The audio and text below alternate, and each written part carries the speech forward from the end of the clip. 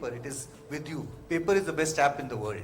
Therefore, currency is probably the best app that has been invented, and it will continue forever, in my opinion. You will have to allow coin-based transactions on a digital, right? Otherwise, you will never. You are saying that it is only meant for big transactions. That's not a good thing. So if you look at data points there, in 2021, the ratio of cash spending to consumer spending was 80%. And that last year, in 2024 calendar year, came down to just about 60%. So 60% of consumer spending is still happening through cash. Smart ESP, so which sits above the existing layer, and then it actually queues the, and then you can basically, the small transaction can be sidelined to some other thing or pause for some time, so that the load on the actual CDS is reduced.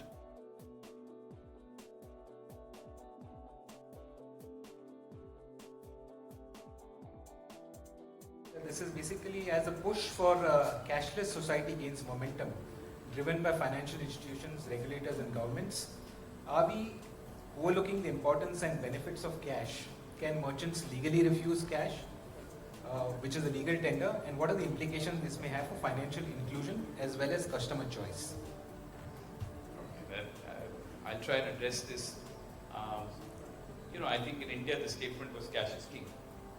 I'll start there. But if you really look at, and I'll just throw some data points here for consumption. I think cash in circulation in our country, just as of 2025 April, was about 38 lakh crores, which is about 11.5% of GDP. It's significant.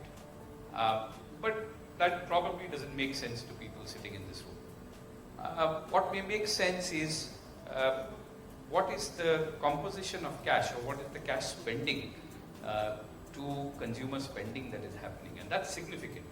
So if you look at data points there, in 2021, the ratio of cash spending to consumer spending was 80%. And that last year, in 2024 calendar year, came down to just about 60%. So 60% of consumer spending is still happening through cash. It's one part of it. So process that data the way you want.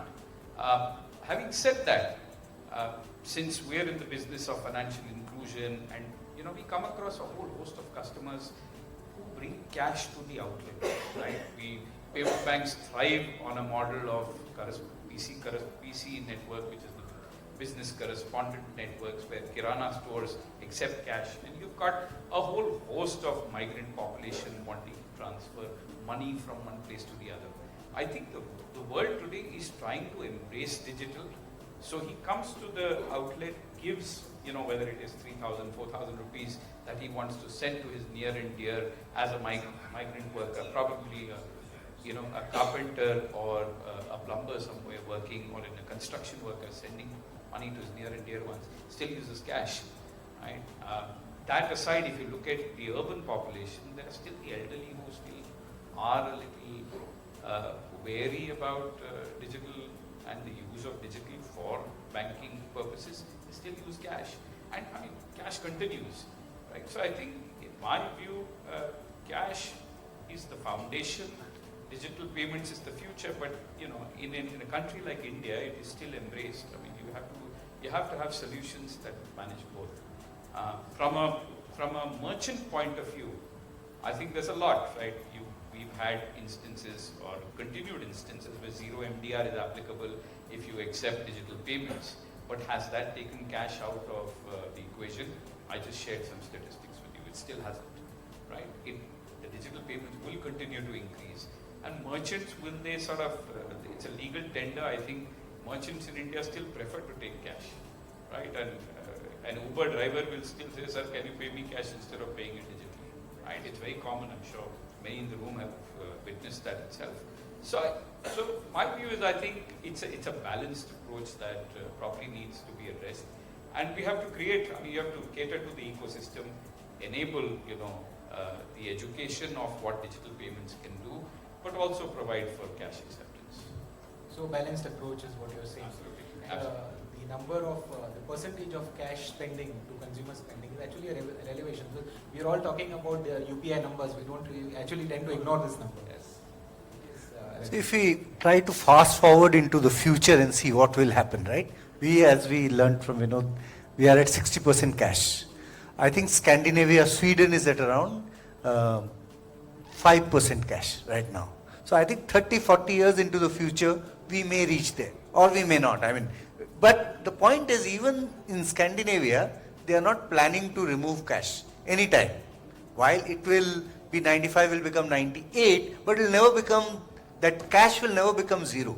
One, there are certain transactions you can only do cash, whether it is up in the flight or on a mountain when there is no signal, or when systems fail, or when you are threatened with fraud, you have to stop your phone or whatever it is. So cash is paper, it is with you. Paper is the best app in the world.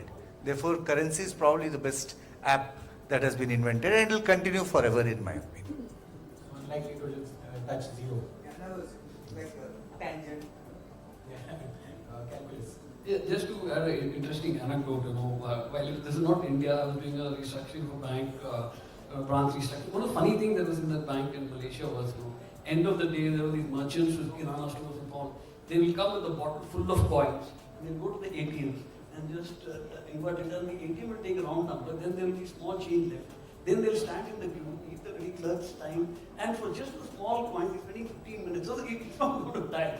So why we have done it with coins, I think cash is going to live. It's like you said, but it might reduce the digital transaction will increase, but it will not become zero. Thanks.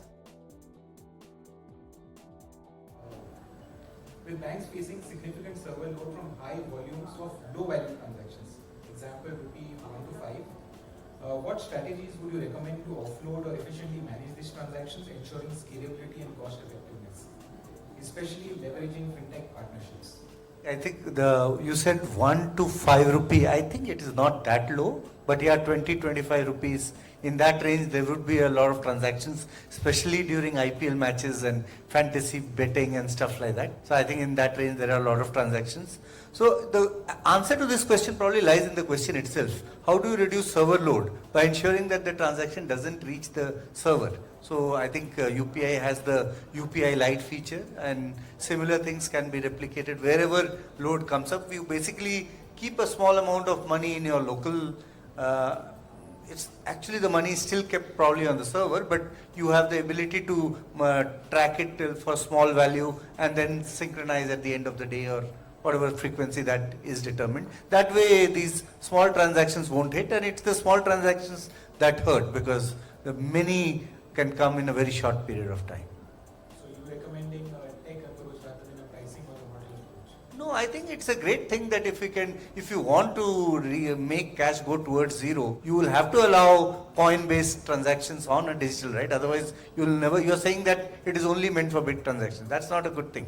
You want coins to be transacted digitally, but at the same time, it should not cost more than what the value is, right? I mean, the concept of seigniorage in coinage is that the value of the metal in the coin should not be more than what it is worth. Similarly, here, you can't be pinging up and down for that small value transaction. So we can build, there are solutions available, they just need to be pursued to their logical end. Just to add to that, one of the challenges now in the see, there were days when the transaction in a bank was done by either the front-end teller or any other banker. Then it changed to internet banking, so the customer of the bank can do the transaction. Then he started doing it from a mobile. Then when the UPI thing started, even a non-customer, when I'm paying you, I'm actually hitting your CBS.